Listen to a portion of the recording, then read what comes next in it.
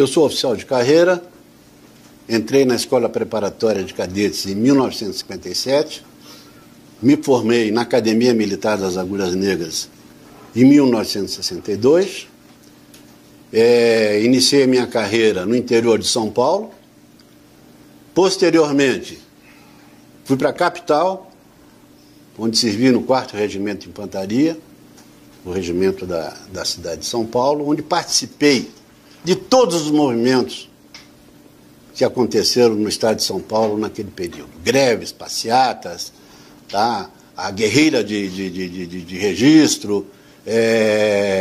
Eu sou do quartel e era amigo do capitão Lamarca, o capitão que roubou as armas do quartel. Tá? De lá eu fui prestar serviços no DOI-CODE, do 2º Exército, e ali fiquei até princípio de 71, 72, quando eu fui prosseguir a minha carreira fazendo o curso de aperfeiçoamento do Exército, depois da Escola de Comando de Estado-Maior, fiz a Escola Nacional de Informações, servi no Serviço de Informações como assessor político do ministro do ENFA, naquele tempo, Estado-Maior das Forças Armadas. De lá fui para o Rio Grande do Sul, fui promovido a coronel lá e encerrei minha carreira em Blumenau como comandante do 21 BI, em Blumenau. Terminei o meu comando, pedi transferência para a reserva e me dediquei à vida civil. Quais as atribuições do senhor no DOI-CODE do 2º Exército? Eu passei por quase todas as atribuições. Eu fui oficial administrativo, eu fui oficial chefe de equipe de busca e apreensão, eu fui chefe de equipe de interrogatório, tá? Eu era uma espécie de coringa ali dentro. Tá? Foi uma época em que houve uma mudança significativa. O comandante do Exército queria mudar os padrões do serviço de inteligência, colocando oficiais selecionados, oficiais que com mais de um curso, além do curso que possuía, da Academia Militar das Agulhas Negras, e eu já na época era graduado em administração e pós-graduado a nível de mestrado pela Fundação Getúlio Vargas. Então ele queria alguém que usasse de outros métodos o conhecimento, a dissuasão, a luta contra a ideia. O cara chegava lá e dizia: eu sou marxista-leninista, vocês milicos são burros, os ignorantes. Pô, você é marxista-leninista? Ótimo, porque eu sou um especialista em Marx e Lenin, vamos conversar então. A conversa do cara não durava 1 minuto, sabia nada. Aí eu aproveitava para fazer um trabalho de contra-informações, tentando destruir aquilo que ele imaginava ser verdade. Uma informação importante para nós: a quem o senhor se reportava e quem participava da equipe do senhor nessa época? Não, de nomes eu não me lembro, tá? Eu fui da equipe do Coronel Ustra, o maior herói do Exército da atualidade, um grande injustiçado, só porque ele foi o comandante dali. Tá? Era um homem que devia obediência aos escalões superiores, mas que, infelizmente, todo mundo acha maravilhoso dizer que foi torturado pelo Ustra. O Ustra nunca encostou em ninguém. Nós, oficiais, nunca encostamos em ninguém. Eu nunca encostei a mão num cara desse aí. Eu atirei em alguns deles quando em equipe de busca. Porque nós íamos ao encalço, nós íamos para efetuar a prisão. Infelizmente, nós chegávamos lá, davam todas as condições para o cara se render. Dando toda a proteção, garantindo tudo o que eles quisessem. Porra, nós éramos 20, 30, cara. Com metralhadora, granada, FAL. E o cara, às vezes, com um fuzilzinho, querendo fazer frente a gente. Como é que nós íamos fazer?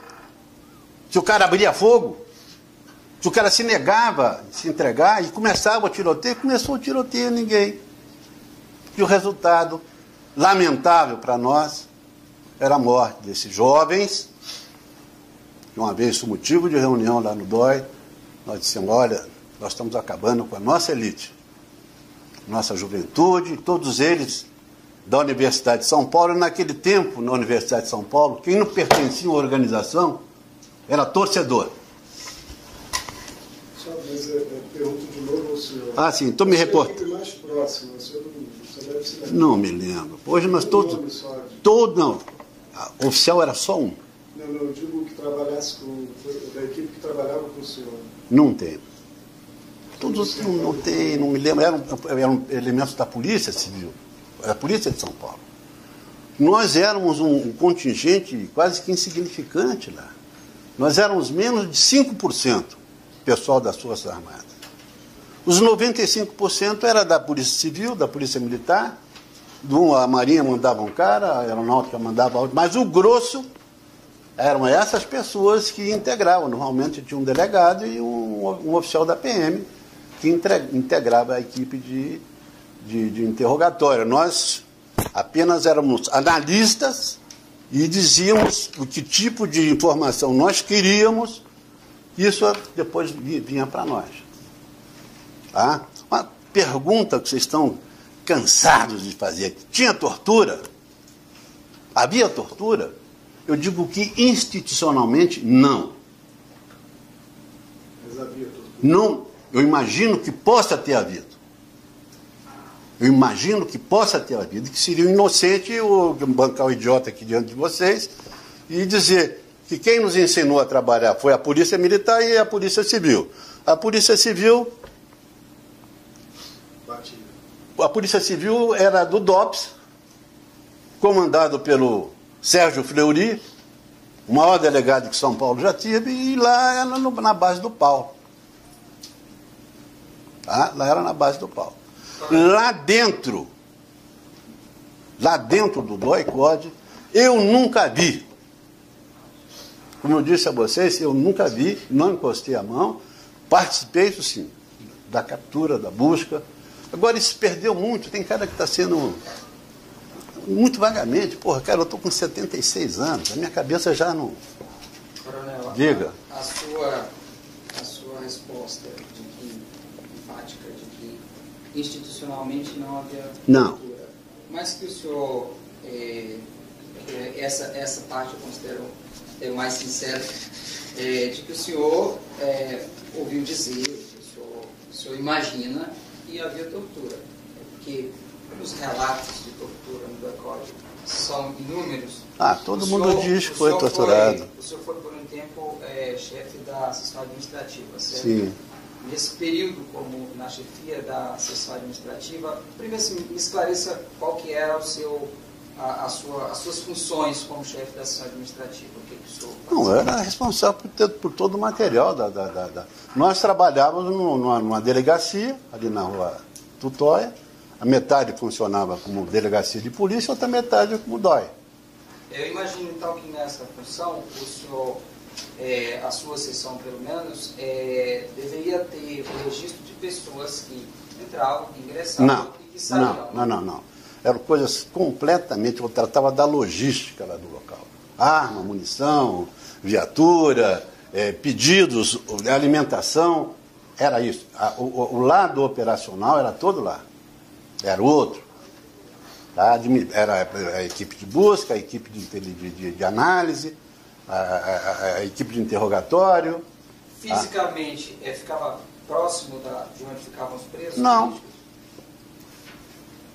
A parte de inteligência, de análise, etc., ficava no próprio prédio da delegacia, que é um prédio grande.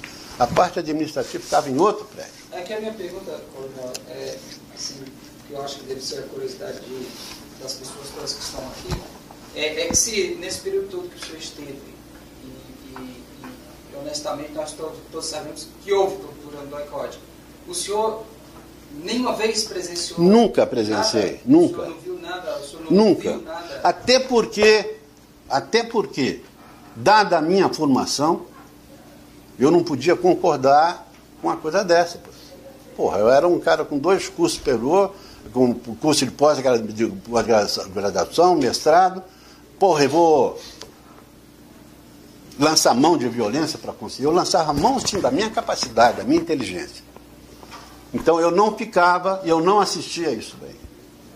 Agora, se você está me perguntando se há, só um idiota que imagina que não haja.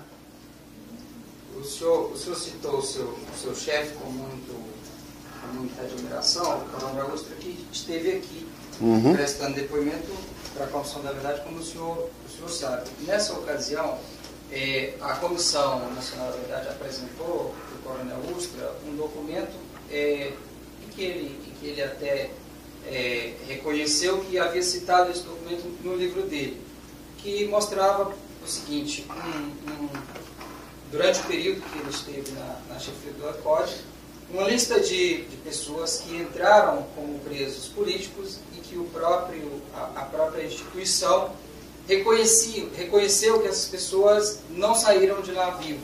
Essas pessoas morreram no DOI-CODE. Essa informação foi apresentada para o Coronel Ustra e ele, pelo menos para a gente, não deu uma resposta convincente. O senhor tem conhecimento disso, eu imagino. Então, eu posso afirmar categoricamente que ninguém... É um documento oficial. Eu sei. Ninguém, durante o tempo que eu estive lá, morreu ou foi assassinado nas dependências do DOI-CODE. Houve, sim, morte por acidente. O cara morreu do coração, enfim, a pressão era muito grande e eu tenho conhecimento de que alguém morreu, um funcionário, um operário lá do ABC ou qualquer coisa assim. Agora, morte, lá dentro não, porque lá eram tomados os depoimentos preliminares para a organização, a iniciação do inquérito. E, posteriormente, esse pessoal todo ia para o DOPS. Eu não me lembro o número agora, mas era um número expressivo. De pessoas que morreram lá? De pessoas que reconhecidamente entraram vivos e não saíram. Não, isso não existe. Isso é um documento oficial. Eu estou falando aqui diante do meu filho e do meu neto. Eu não mentiria para ele. Lá, ninguém morreu assassinado ou vítima de maus tratos. Pode ter ocorrido, sim, acidente. Para um caso específico, então, diga. Coronel, o senhor Flávio Carvalho Molina, eu tenho aqui um documento, se o senhor quiser, eu te dou cópia do documento. Essa pessoa entrou em 6/11/1971, no DOI-CODE, e tem um documento aqui que registra que o senhor pegou os pertences dessa pessoa e entregou para o seu chefe, na verdade o delegado de polícia. O senhor entregou esse conjunto de bens, de objetos. Quer dizer, o senhor tem conhecimento de que essa pessoa entrou lá, imagino que esses objetos foram parar na mão do senhor, imagino oficialmente. Essa pessoa, Coronel, o senhor não deve, se o senhor se recorda do nome, mas essa... pode passar para ele. O seu Flávio Carvalho Molina, ele não saiu vivo. O que consta é que ele desapareceu em 4/11/1971. O senhor se lembra desse caso? Isso está registrado. O senhor...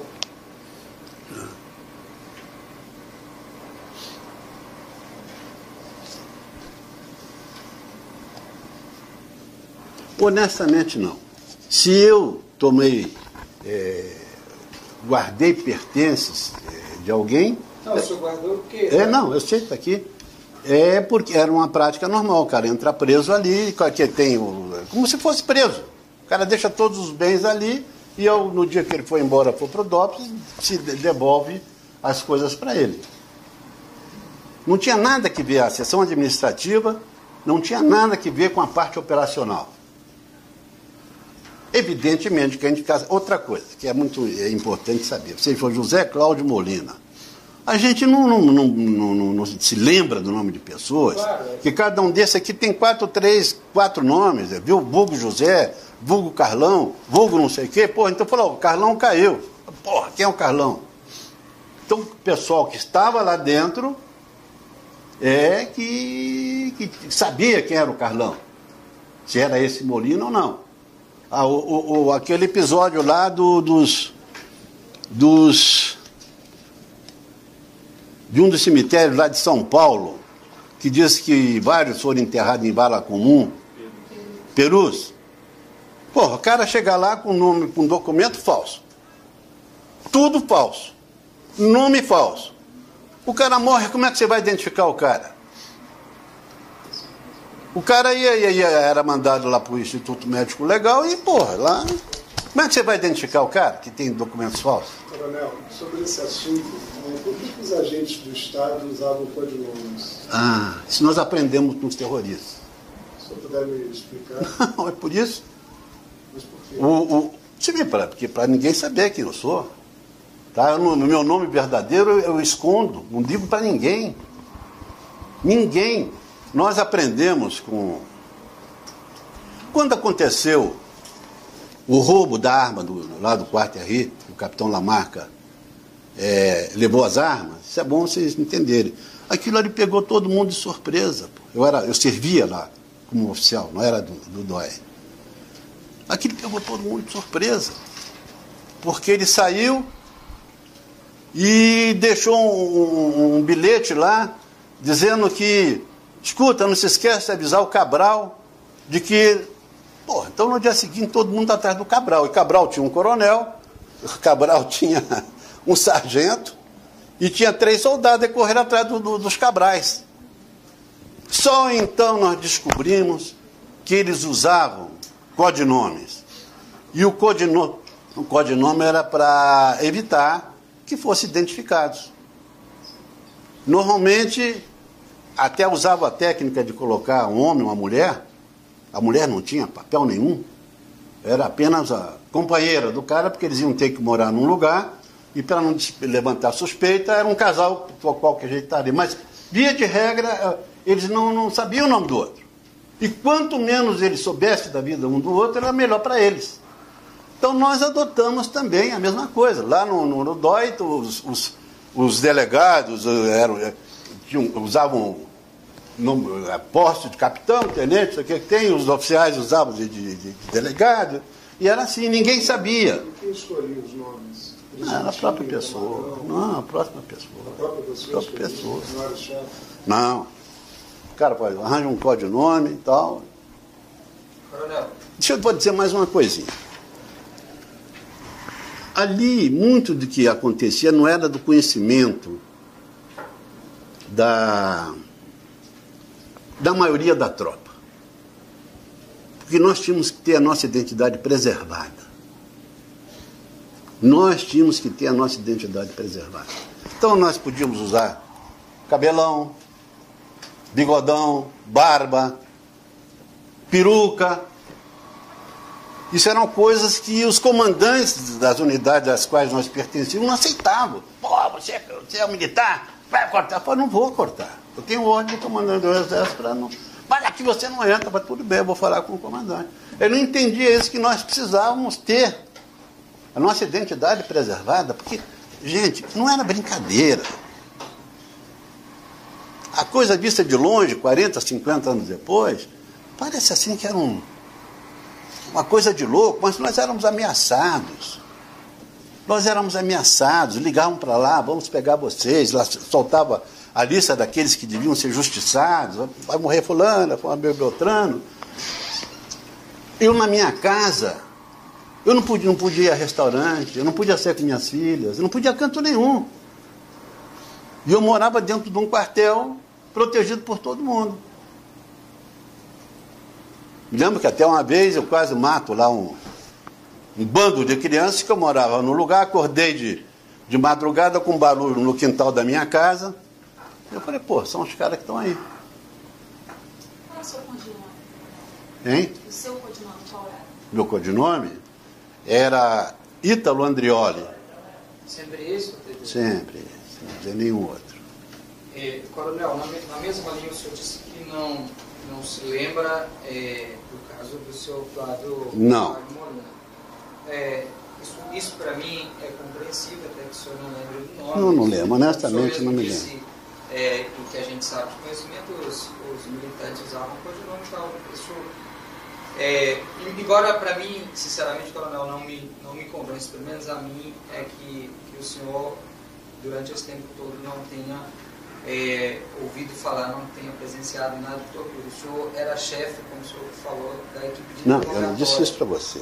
Eu disse que eu não presenciei. Em nenhum momento. Eu não presenciei e não tomei parte.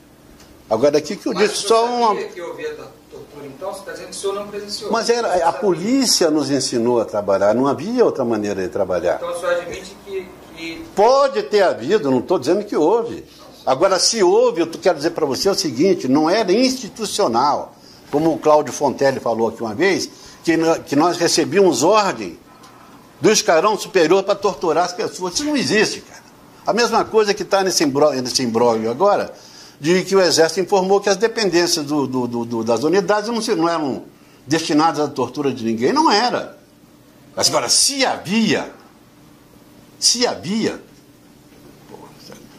outra coisa que vocês não sabem é que havia uma espécie de comando paralelo no Exército.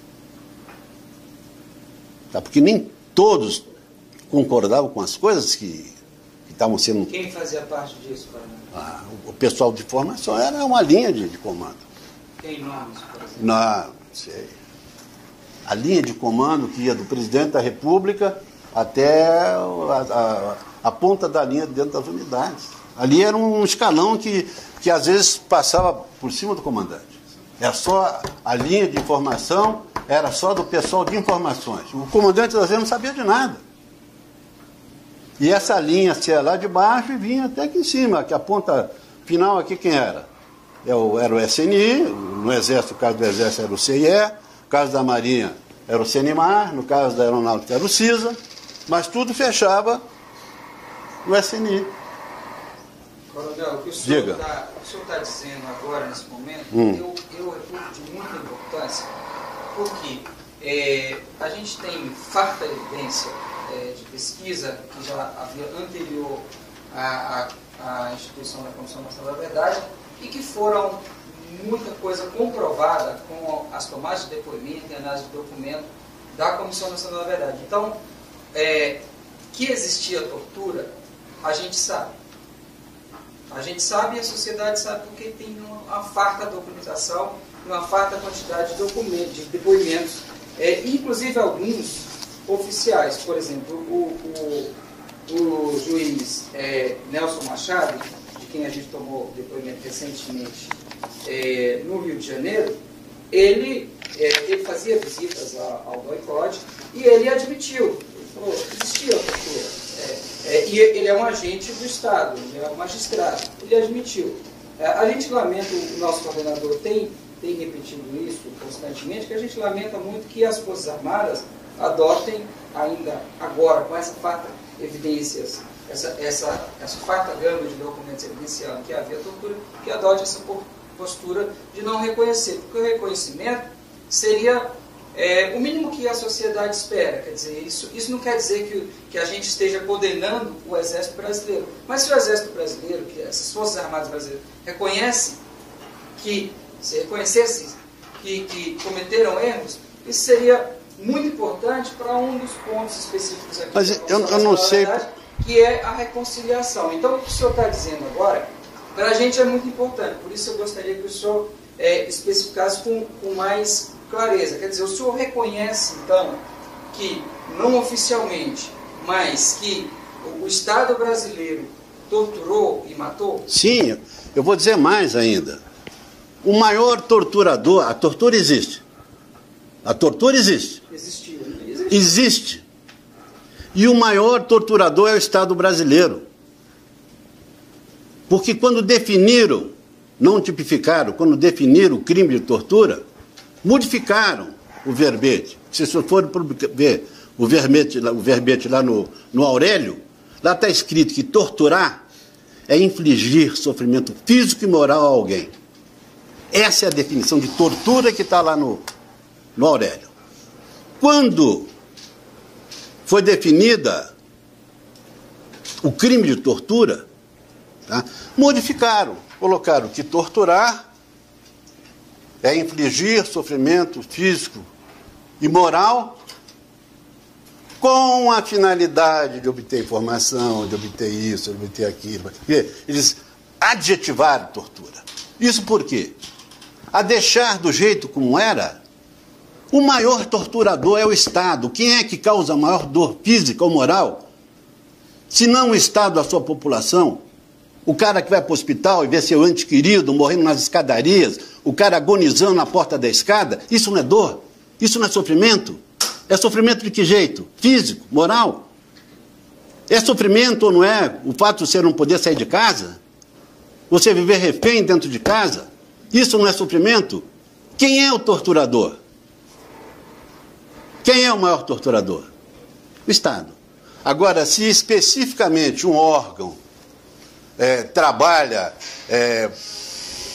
de alguma maneira infligindo sofrimento ou dor a alguém para fazer o seu trabalho, isso é diferente. Você me permite só aqui um pouquinho? Aqui nós temos um caso da tendência de relativização da tortura. Relativização da tortura. Isso quer dizer o seguinte, foi um caso na Alemanha, conhecido por Jacob Meltzer, em que um jovem estudante havia assassinado um garoto e havia escondido o cadáver.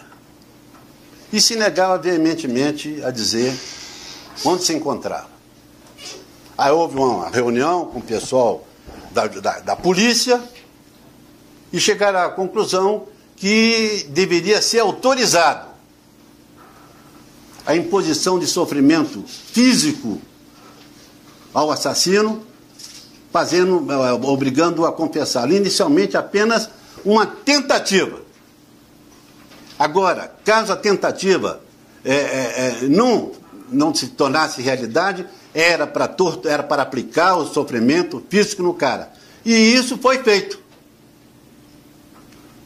Com uma condição, com a presença de um médico. O cara foi submetido a sofrimento físico, tortura, e o cara confessou. Aí questionou-se o que é que estava procurando com a tortura. A nossa Constituição diz que visa não só a proteção física do indivíduo, mas, sobretudo, a sua dignidade, a dignidade da pessoa humana. O que se visa preservar é a dignidade da pessoa humana. No entanto, lá, esse fato de dignidade da pessoa humana foi colocado de lado. O mais importante é você preservar a vida das pessoas. Foi um caso que aconteceu onde o cara deixou alguém refém num determinado lugar com um artefato explosivo para explodir numa determinada hora, e ele não quis revelar onde estava o lugar. Então autorizou-se novamente o castigo físico, que aí o mais importante não era a dignidade do assassino, mas sim a vida humana, que é um bem mais caro, um bem que tem que ser preservado de qualquer maneira. Então, veja, aqui nós fazemos um escândalo, quando o cara toma um sopapo, um pé do ouvido, lá as pessoas já estão oficializando a coisa. Já estão... Agora eu digo, isso está certo? Está certo você impor sofrimento físico em alguém para que ele confesse o seu crime? Eu acho que está certo. Porque esse cara não tem dignidade nenhuma. Você vai proteger o quê? A dignidade de quem não tem? Em detrimento da vida do semelhante? Isso não é hipocrisia? Coronel. Diga. Então, podemos concluir com isso que o senhor, então, ainda apoia a tortura? Não, pera, você não está dizendo isso. Eu apoio que se imponha sofrimento físico com a finalidade de preservar a vida humana. Sim. Certo. Agora, o senhor disse no começo que os oficiais nunca torturaram. Que eu tenha conhecimento, não. O coronel Malhães era um oficial que Sim. torturou. Bom, Malhães. Então vamos falar sobre Malhães e o coronel Guerra. Só mais um minutinho. O senhor disse que os oficiais mandavam torturar. Não, eu não lhe disse isso. No começo o senhor... Não, senhora, eu nunca lhe disse. Outra coisa Eu disse que se eu estou dizendo que a tortura não era institucionalizada, isso que a senhora está dizendo estou institucionalizando. Fala do Malhães, então. Bom, Malhães. Qual foi o problema do Malhães? O Malhães foi um caso igual a mim. Revoltado porque o Exército não lhe deu guarida, revoltado porque o Exército não lhe deu apoio. Tem pessoas que se dedicaram de uma maneira muito mais profunda no cumprimento de seu dever, e neste afã eles abriram feridas profundas em suas almas. E o Malhães já estava doente, estava senil, estava revoltado, e já não dizia coisa com coisa, e parece que estava interessado em vender alguns exemplares de um livro que ele escreveu. Então nós, no Exército, não gostamos da atitude do Malhães, tá? E só depois fomos capazes de perdoá-lo por saber que ele já era um cara doente. Este Guerra, esse delegado, se ele fez isso, que ele veio aqui e disse, esse cara merecia estar enjaulado. Esse cara não é um ser humano. Como é que a pessoa diz que pega, mata, toca fogo, faz, vira, acontece, assim com a maior frieza? Esse cara tinha que estar enjaulado. Esse cara é um doente. Coronel, mas o Malhães falou a mesma coisa. Também. Era oficial do Exército. Mas não estou dizendo que o oficial do Exército é santo. Estou dizendo que alguns deles se entregaram de maneira tão definitiva. Cara, você chega na idade que eu estou, você faz um resumo da vida. Você pergunta, porra, o que eu fiz? 20 anos você é ardor, você é juventude, você é fogo, você é adrenalina. Pô, quando tu chega lá na época do resumo, fala, meu Deus, o que eu fiz? Ele deve ter feito alguma coisa que ele se arrependeu profundamente e deu no que deu. Não estou dizendo que o oficial do Exército é santo. Não estou dizendo isso. E não estou dizendo, se o Malhães disse que fez, ele fez. Coronel, quando o senhor fala de um abandono do Exército hoje aos senhores, sim, a gente pode entender que é um pouco uma linha que a Comissão Nacional da Verdade já tem compreendido muito, que ao invés daquela ideia de que era um bando de sádicos, de torturadores, do doicode, que a atuação dos doicodes era uma política de Estado. A gente pode entender não, assim? Não. É preciso colocar a coisa no seu devido lugar. O movimento todo começou, não foi por nossa causa. Quem matou pela primeira vez foram eles. Foi o atentado no aeroporto de Guararapes. A partir dali, as ações começaram a ficar mais duras. Eles, comandados lá pelo Carlos Marighella, adotaram a linha militarista de tomada do poder de qualquer maneira.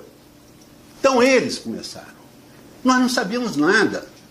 A polícia civil se viu impotente, porque eles não estavam acostumados com esse tipo. Eles eram guerrilheiros, eles eram guerreiros.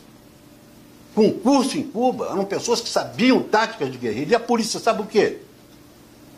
O que a polícia sabe, cara? Acho que o que eu estou perguntando é que a atuação dos doicodes era do conhecimento dos comandantes, é isso que eu estou Sim, o comandante do Exército era o comandante do doicode. perguntando? Essa é a minha pergunta. Não, lá ninguém usava, ninguém era milícia, ninguém trabalhava por conta própria. Ali havia um plano nacional, tá, de combate, porque as polícias se tornaram impotentes, até mesmo por questões burocráticas. O cara sai de São Paulo perseguindo o cara entrava no Rio, não pode mais prender o cara. O cara sai do Rio, ia para Minas, aí não podia. Então foi preciso criar um órgão supra-estadual.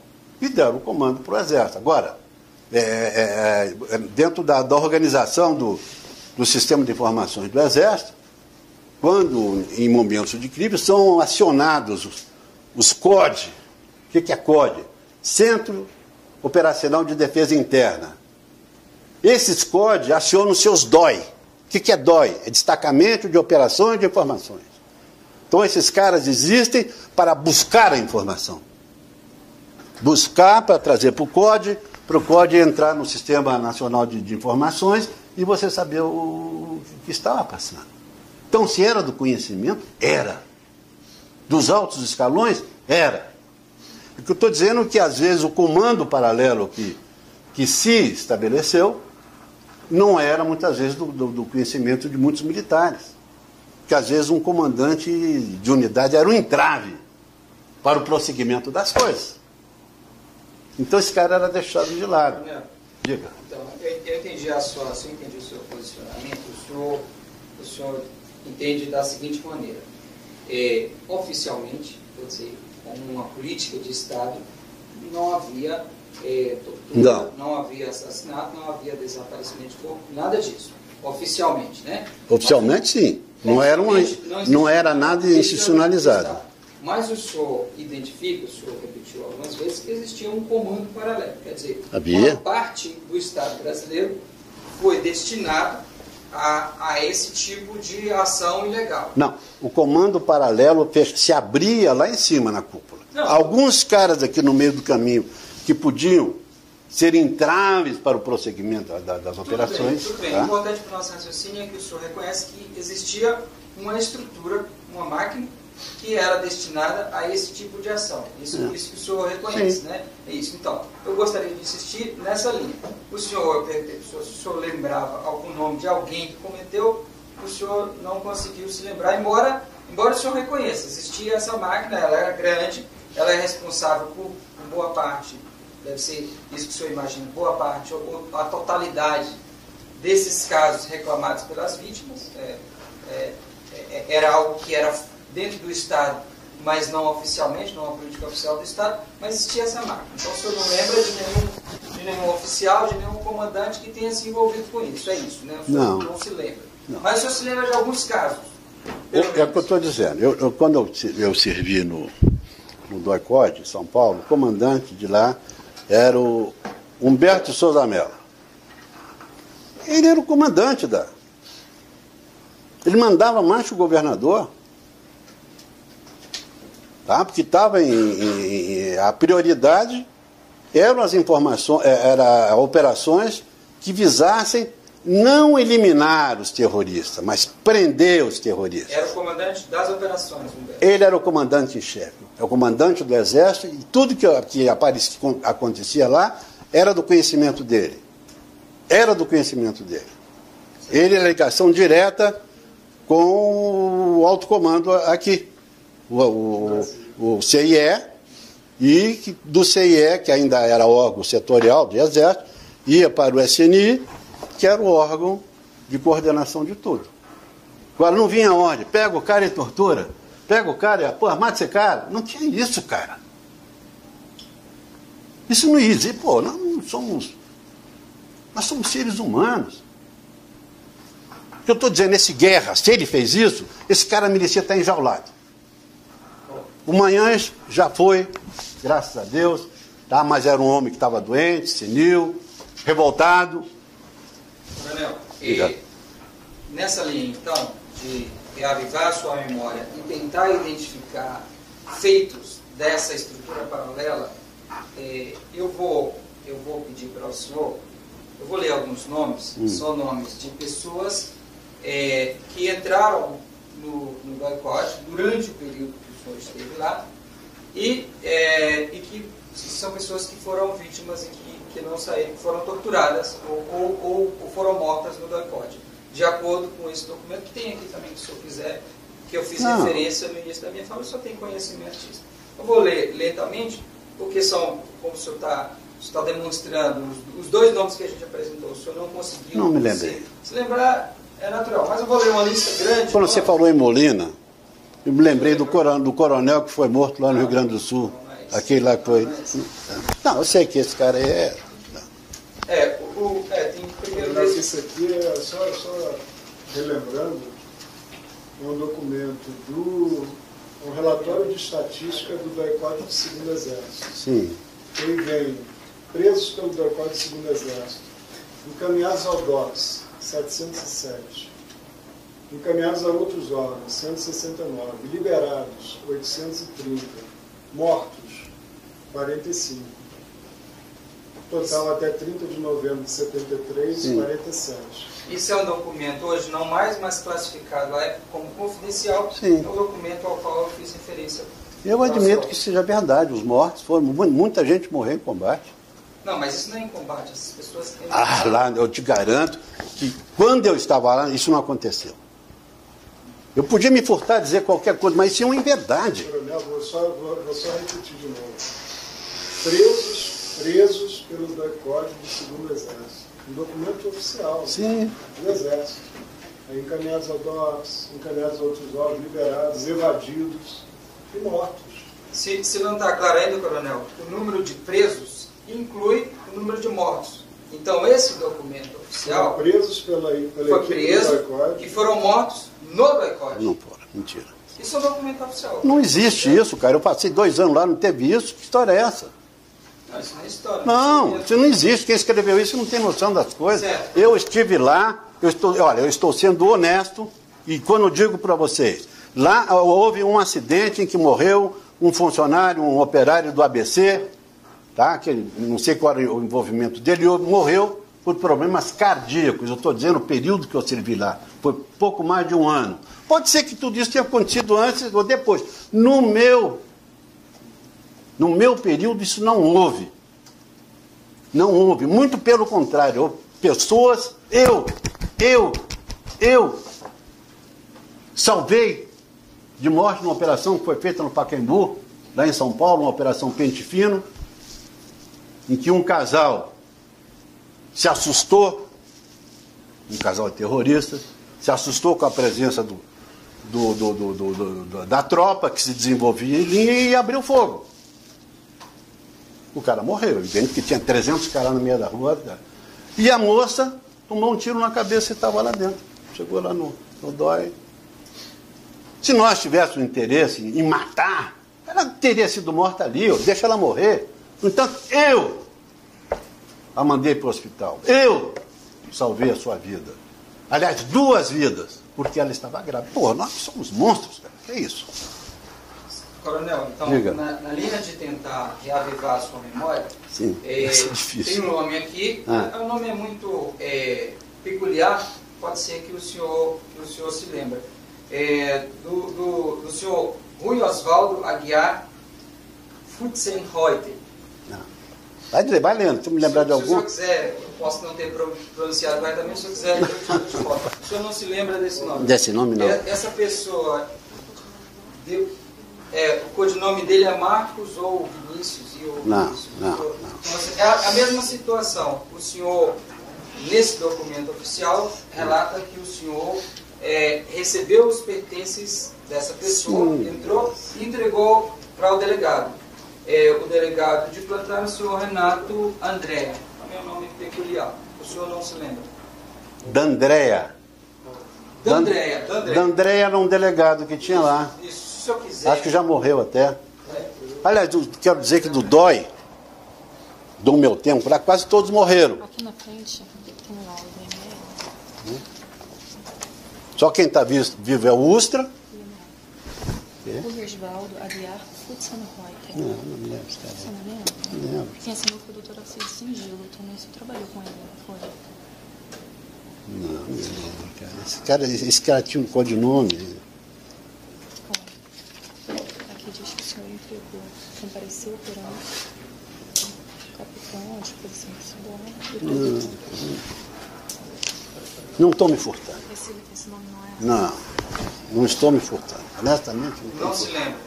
Não se lembra. Eu perguntei isso porque essa é uma das pessoas e a informação que a gente tem é que ele entrou no DOI-CODE, foi torturado e morto. O senhor, como chefe de laboratório... Antes, em 72, eu saí de lá. Não sei o que aconteceu depois. Eu cheguei no DOI logo depois do assassinato do Boyles, presidente do Grupo Ultra. Uns 3 ou 4 meses depois foi que eu cheguei lá no DOI, tá? E houve muita morte nesse período, tiroteios, Tá? Quem é de São Paulo, quem morou lá em São Paulo, sabe que era isso, porque eles lançaram mão dos universitários da USP como o braço armado deles. E a juventude, o sangue, o ardor, os caras enfrentavam qualquer coisa. Coronel, o senhor trabalhou com o delegado Alcides Singilo? Alcides Singilo. É difícil você saber, porque o cara lá tem um codinome.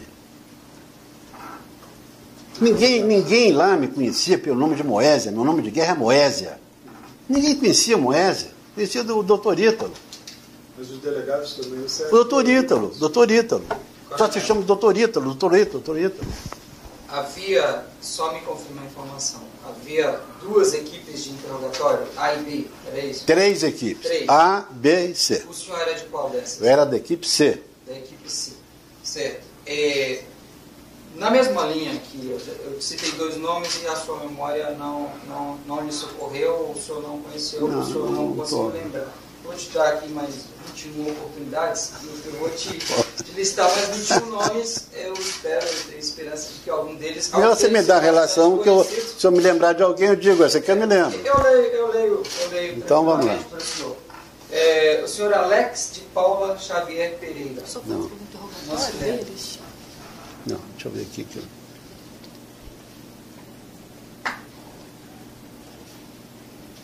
Essa Ana Maria Nacionovic Correia, não há quem não se lembre dela. Vocês sabem quem era Ana Maria Nacionovic Correia? Era a loira dos assaltos, famosa na época, nos anos 70, porque ela comandava GTA. O que é GTA?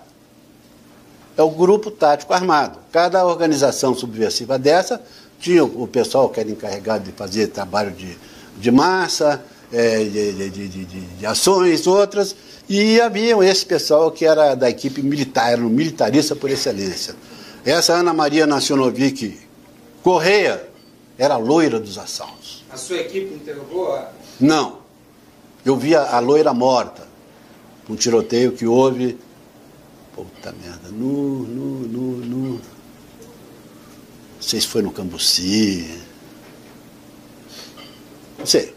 Pegaram alguém no Mato Grosso, o cara entregou o cara em São Paulo, aí montou-se uma emboscada num restaurante lá no Cambuci, eles foram emboscados, tá? Deu-se voz, quando eles saíram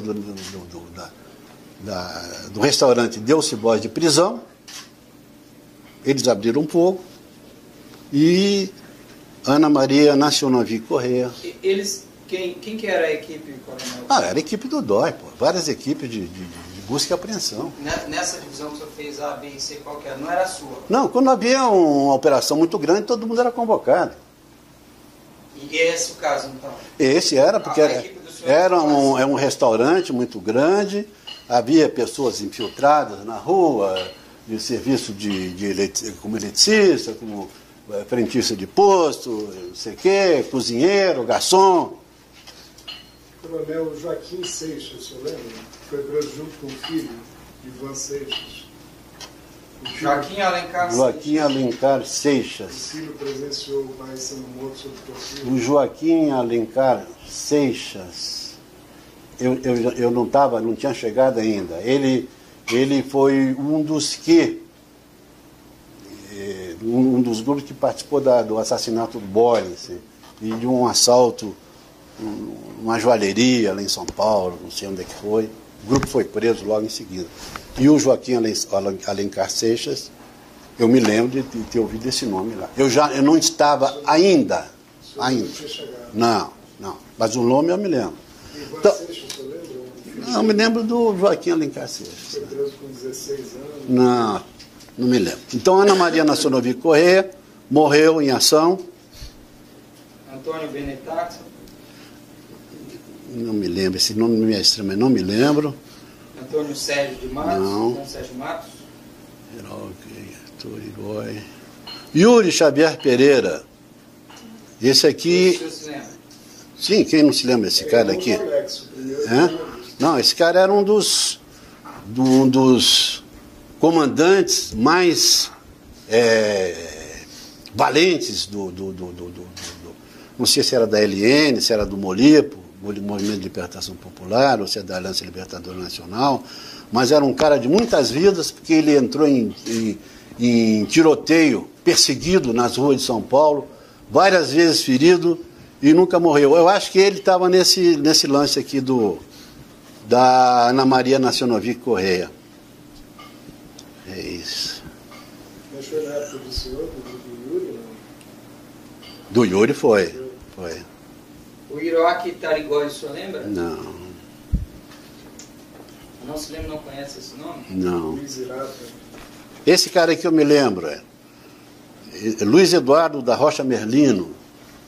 Fala um pouquinho sobre esse cara. O Merlino era um jornalista, era um cara que tinha muito boa circulação lá dentro, porque era uma pessoa educada, uma pessoa simpática, tá? E nós nos dávamos muito bem. O que eu tenho notícia disso daqui é que ele foi chamado para uma cariação no Rio Grande do Sul, e a equipe que o conduzia, acho que parou num determinado lugar, num posto, qualquer coisa assim, e ele teria tentado fugir e, segundo consta, foi atropelado. Foi isso que eu vi. É isso que eu sei do Rocha Merlino. Eu não vejo, nem até me surpreende ele ter tentado fugir, porque ele era um cara de muito boa circulação. O Merlino, lá havia uma diferença entre terrorista e subversivo. O terrorista era cara que tinha ação, o cara que participou de assalto a banco, o cara que fez radiopatrulha. Quem é de São Paulo sabe o que era fazer uma radiopatrulha. Eles precisavam de armas e atacavam as radiopatrulhas, tá? Roubavam o armamento, às vezes matavam os ocupantes. Tá? Coronel, no caso do Merlino, o senhor lembra de um enfermeiro conhecido como boliviano ou índio, que atendeu ele? Não sei se era enfermeiro ou médico. Me lembro de um cara lá que era enfermeiro, que tinha traços indígenas. Isso. Você lembra o nome dele? O apelido é exatamente O apelido esse. é isso, é índio boliviano, o nome, o senhor se lembra? Não me lembro. O senhor se lembra quem realizou a prisão do menino? Não. Quando eu cheguei de serviço, já o encontrei lá na grade de preso. E lá nós trabalhávamos 24 horas e descansávamos, era 24 por 48. Descansava 2 dias, trabalhávamos 24 por dia. Quando eu cheguei, encontrei cadê o papel?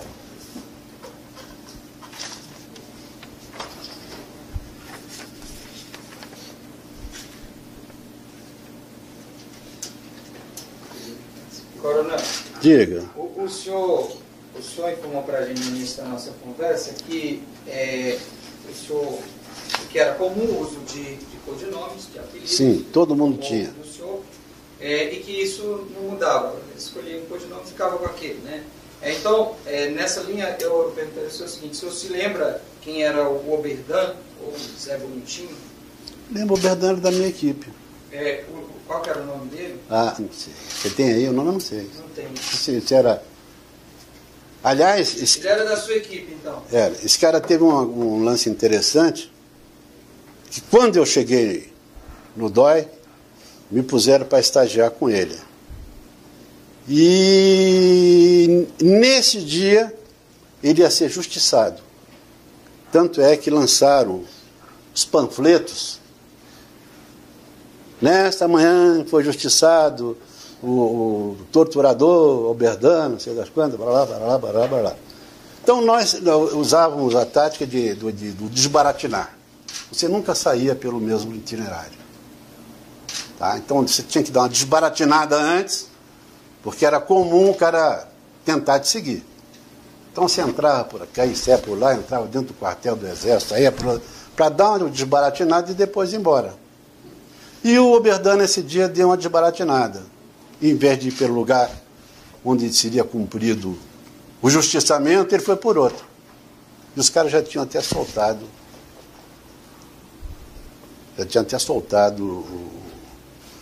o panfleto falando do justiçamento. Coronel, o Marechal, antes disso, quem era o Oberdan mesmo? Qual o nome do Oberdan? O Oberdan era da minha equipe. Mas eu não sei o nome desse cara. São 50 anos, sei, era codinome. Tá? O senhor sabe do Ustra, sabe do Fleurinho? Não, pô, o Ustra é meu amigo, cara. Tomo uísque com ele toda semana. O senhor lembra que era da sua equipe, mas não lembra o nome? Mesmo no dia a dia vocês... Não, porque você preservava o nome, cara, o codinome. Mesmo no dia a dia? No dia a dia, não tem esse lance de chamar fulano, vem cá, não tem isso. E o Marechal, quem era? O Marechal, se não me engano, era o carcereiro. Né? O carcereiro de lá? Marechal era o carcereiro. Ele teria feito massagem na perna do Merguino antes dele morrer, tentando ajudar. Ele estava com gangrena. Ele morreu no DOI. Ele morreu exatamente lá. Ele voltou com vida do lado sul? Eu não sei se ele foi ao sul, né? Não, o que eu sou de lá é que eu sei que ele foi para o Rio Grande do Sul para uma cariação lá com alguém. De atropelamento, essas versões de atropelamento... As versões oficiais de atropelamento, nunca vi tanta gente ser atropelada. Coronel. Diga. O senhor fez uma revelação importante, e eu relembro aqui, na presença do nosso coordenador, Pedro Galari, a revelação, a assunção de que o senhor reconhece que existiu uma estrutura paralela para praticar a violação do Estado brasileiro. Não era uma política, o senhor, na interpretação do senhor, não era uma política oficial do Estado, mas que existia toda uma máquina paralela que fazia isso. E da qual o senhor e a sua equipe não faziam parte, segundo o senhor falou para a gente, até agora, né? O senhor disse, olha, existia a máquina, existia tortura, existiam pessoas dentro das Forças Armadas que participavam desse processo, mas isso não era uma política oficial do Estado brasileiro. Nada institucionalizado. Nada institucionalizado, mas o senhor reconhece que existia. Eu imagino que deva ter havido. Se eu chegasse sempre, não houve, eu estaria bancando idiota aqui, né? Todo mundo sabe que... Reconheceu que existia. O senhor começou imaginando, depois o senhor reconheceu que realmente existia. E o senhor está dizendo que a sua equipe não participava, a gente está entendendo. Não, agora, eu não disse isso.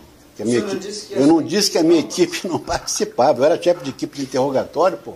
Eu não participava. Eu, chefe, comandante... Mas a sua equipe participava. Eu queria informação. E o método de trabalho era um método que veio lá da polícia, que foram eles que ensinaram, que nós não sabíamos fazer nada disso. Tá? Não, certo. Qual era, desculpa, o seu coordenador, qual era o método? De quê? O método de trabalho. O senhor se fez referência ao método de trabalho. Sim, eles tinham um método de trabalhar lá para conseguir as informações. Era chamado... Que tipo de procedimento? Não sei. O método do trabalho é que a polícia dizia, vamos trabalhar o preso. Quando não trabalhar o preso, o senhor pode imaginar um monte de coisas. Eu não quero imaginar nada, estou perguntando qual seria o procedimento. Eu não sei. Se o senhor não sabe, eu também não sei. Eu não participei disso. Mas eu estava, mas não participei. Estou falando para eles aqui, o senhor chegou agora, eu estou sob a proteção de um habeas corpus, e, no entanto, eu estou colaborando. Tá? Eu não estou mentindo. Falei aqui do Manhães, do Guerra, que é um louco, devia estar enjaulado. Se ele fez aquilo, ele devia estar enjaulado. O Manhães foi um cara revoltado, estava doente, senil, revoltado com o Exército, porque o Exército abandonou. Tudo isso. Fizeram alguma coisa, o Manhães diz que fez. Se ele diz que fez, a confissão é a rainha das provas. Nós sabemos disso. Se ele diz que fez... Mas, coronel, o senhor se sente responsável pelo que fazia a sua equipe como comandante? Sim. Como chefe dele? Sim, na minha equipe ninguém batia em ninguém. E, como eu estou lhe dizendo, haviam 3 equipes. E eu não permitia que o preso fosse castigado, porque eu tinha métodos muito mais persuasivos do que bater. Eu conversava, eu tratava bem, eu tratava com humanidade. Muitos presos trabalhavam em meu favor. Quando eu era preso, o cara falou, escuta, pô, hoje quem está de serviço é o doutor Ítalo. Aproveita, cara, fala com ele, se abre com ele. O doutor Ítalo é um cara bom, doutor Ítalo, doutor Ítalo. Então, os caras se abriam comigo. Não precisava usar esses métodos. Tá? Como eu estava lhe dizendo, meu método era persuasório. Eu era um homem de conhecimento, ia para casa e eu ia ler. Não deixava uma pergunta no ar. Chegava na minha casa e ia ler, tinha uma biblioteca imensa. Para chegar no dia seguinte, chamar o cara, falou, chama fulano de tal lá. Vamos conversar. Escuta, cara, a nossa conversa ficou interrompida aqui. Tá? Agora, doutor Pedro, ninguém desconhece que o método da polícia sempre foi esse, de tortura, do castigo físico. E isso ocorria dentro do DOI-CODE? Não, não estou dizendo isso. Não, eu estou perguntando. Eu estou dizendo que o método era esse. Mas o método aonde? Onde se aplicava? Na Polícia de São Paulo. Na Polícia de São Paulo. Mas não no DOI-CODE? No DOI-CODE, eu não estou dizendo que não tem. Eu não presenciei.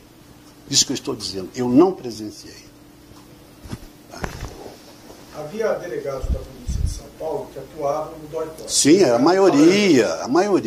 Então, e esse pessoal levou esses métodos para dentro Sim, do DOI-CODE? eram eles foram eles quem praticamente foi imposto isso para a gente. Que quando se organizou o DOI-CODE, que eu estou falando aqui, nós éramos em 8 capitães. Eu falei que a maioria morreu, quem está vivo é o Ustra, o Dalmo morreu, o N morreu, o André morreu, o Faria morreu. Tem eu que estou durando, né, na ação. E tem mais um que já veio aqui. Tá? E de oficiais de academia, que eu me lembro, eram só esses. Todos eles estão com... vinha da polícia.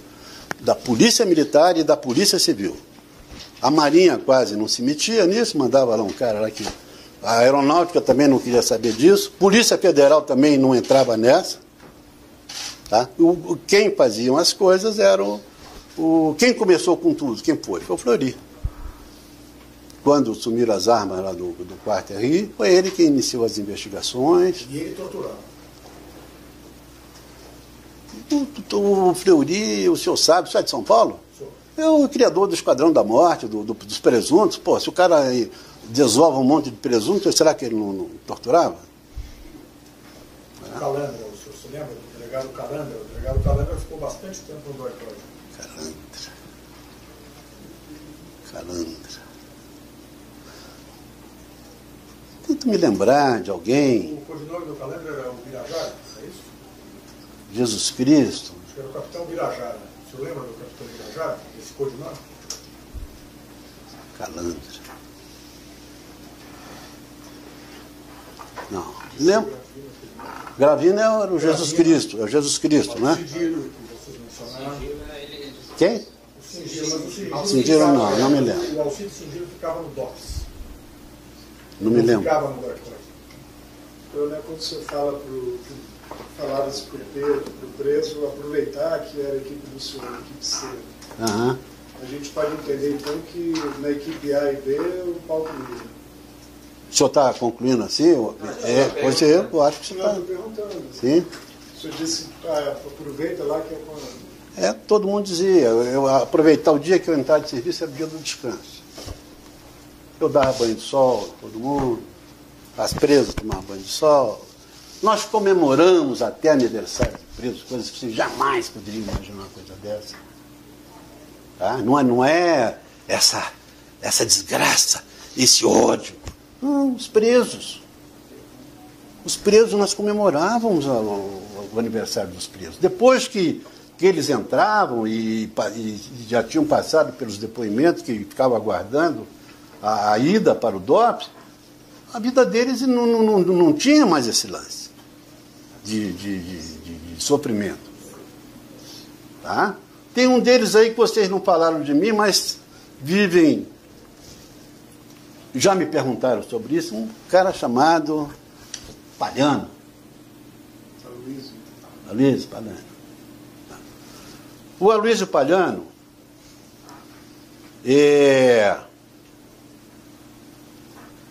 eu recebi o Aloysio Palhano do DOPS todo arrebentado. Todo arrebentado. Do DOPS. Tá? E então o Ustra chegou e falou, Moedas, olha, estamos recebendo um cara que está todo arrebentado, porra, não mexe no cara, não. Eu, que eu era técnico de futebol, fiz massagem, eu pessoalmente fiz massagem nesse cara. Eu fiz massagem pessoal nesse cara. E ele confessou, falou, doutor, hoje vocês iam me matar, porque eu vim disposto a estourar a cabeça do primeiro que se apresentasse aqui em mim e vocês iam ter que me matar. Mas o senhor me desarmou, tá? Eu esperei que fosse continuar aquele inferno que houve lá no DOPS, tá? E o senhor me desarmou, fez massagem, me deu café, me deu cigarro. E ele falou, eu reconheço que eu caí.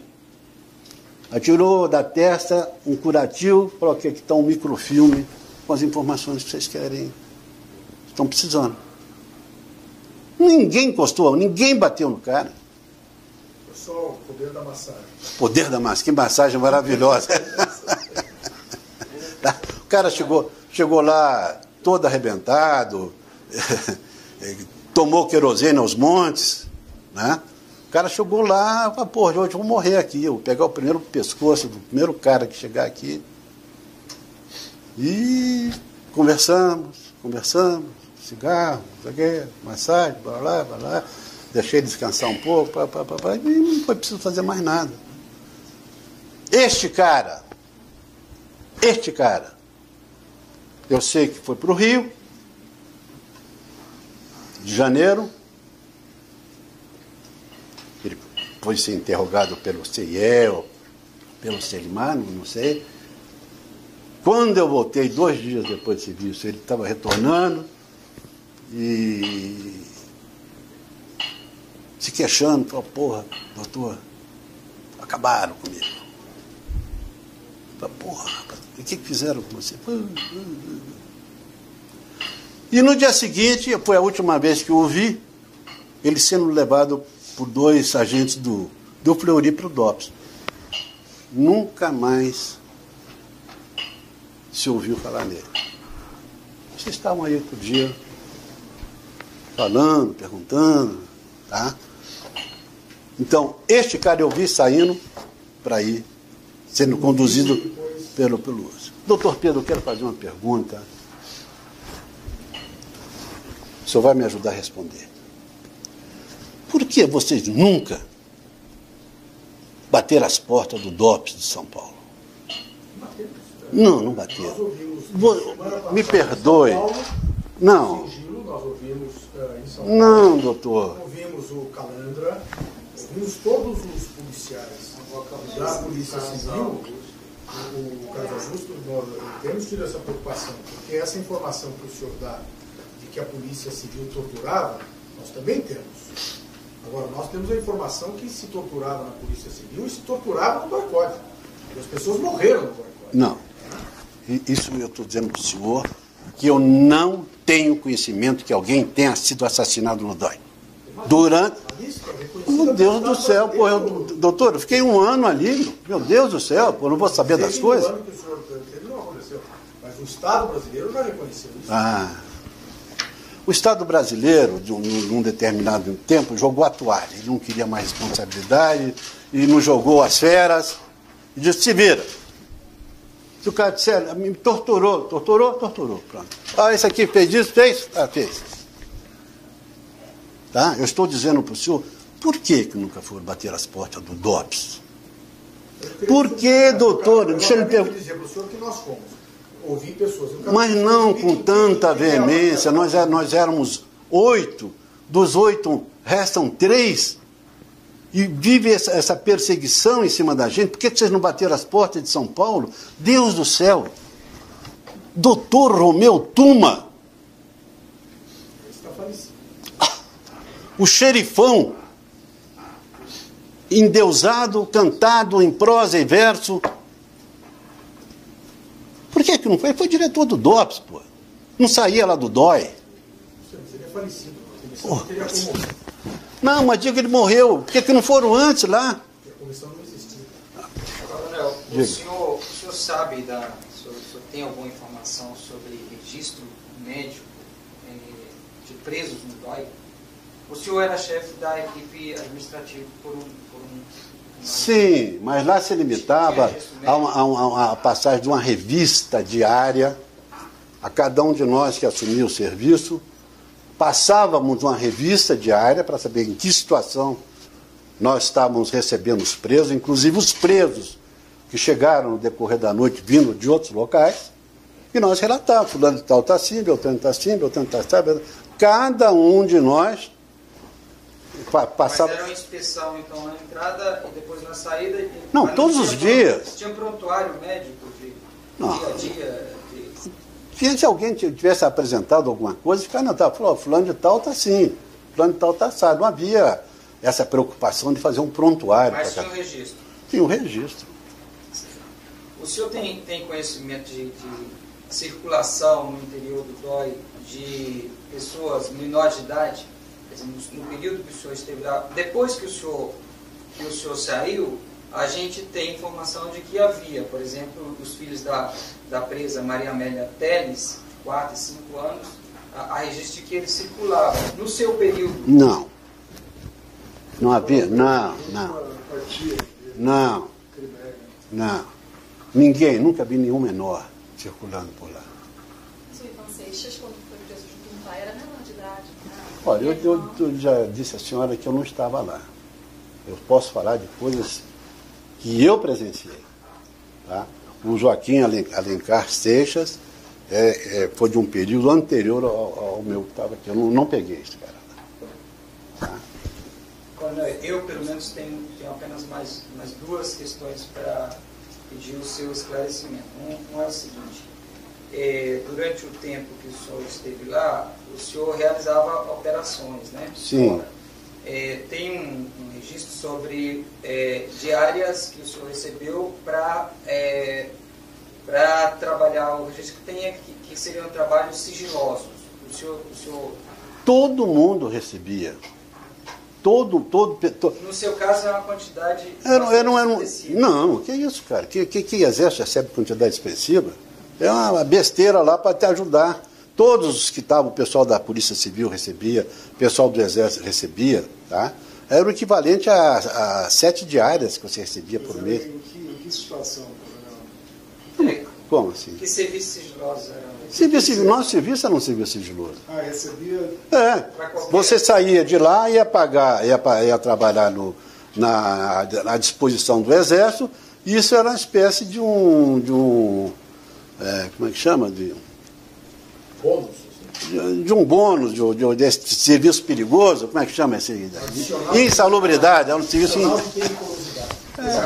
Todo mundo recebia. Você estava no batalhão, formalmente, por estar no DOI... Nós éramos designados para prestar serviço na segunda seção do Estado-Maior do Exército, que é a seção que trata desses assuntos ligados à informação. Ok. Coronel, meu último pedido para o senhor, a gente já se serviu aqui da sua memória verbal auditiva. Eu queria me servir agora da sua memória visual. Eu tenho um documento em que consta uma assinatura. Eu sei que é difícil, mas eu queria te apresentar o documento para ver se o senhor se lembra de quem é a assinatura? Eu creio que seja alguém próximo da sua... Qual a assinatura? Do seu trabalho. Uma rubrica. Tem todas as páginas.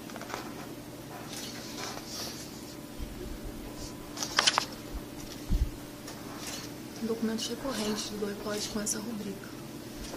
Não sei explicar, pessoal. Esse documento, coronel, é o registro formal da tomada de depoimento do interrogatório do Merlino. Merlino? Isso.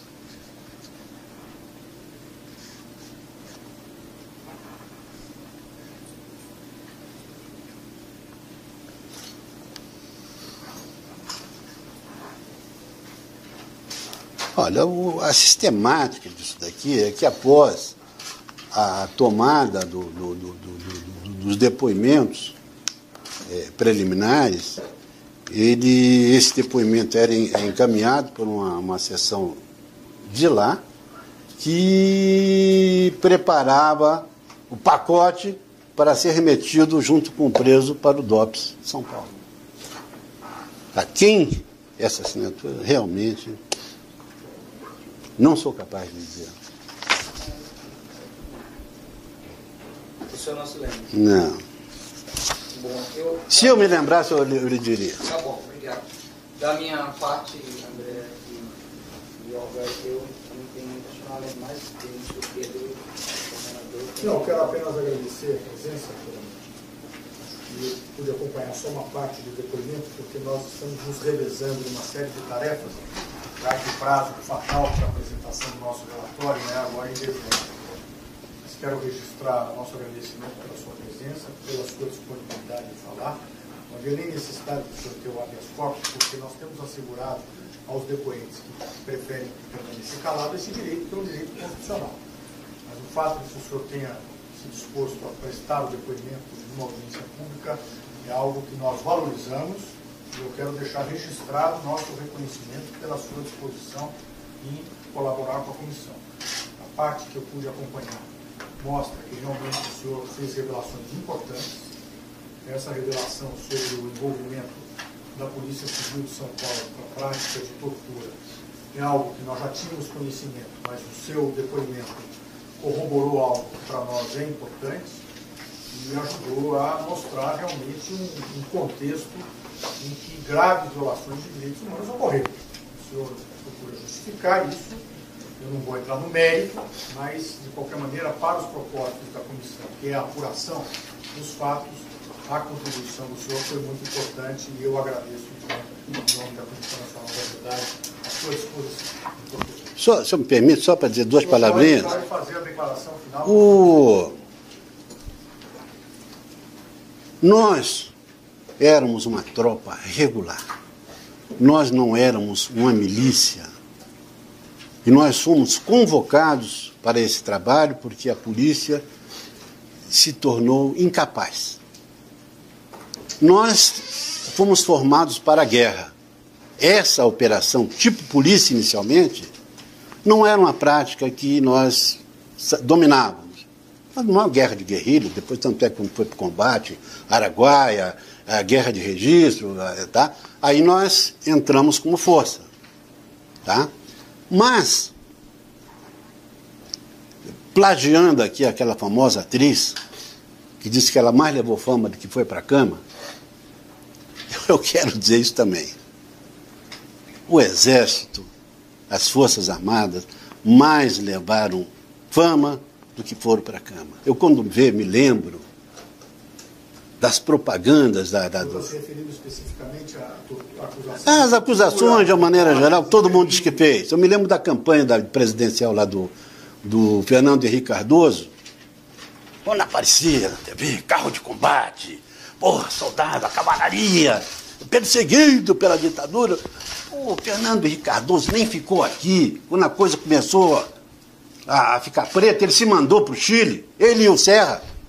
Aí vem e diz, Deus, perseguido, torturado.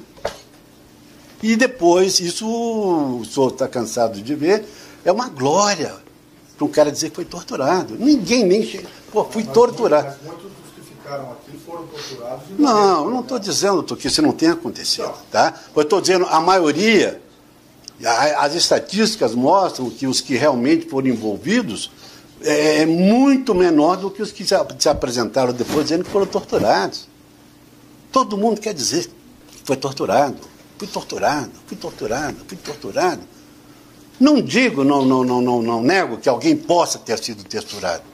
Seria uma hipocrisia da minha parte.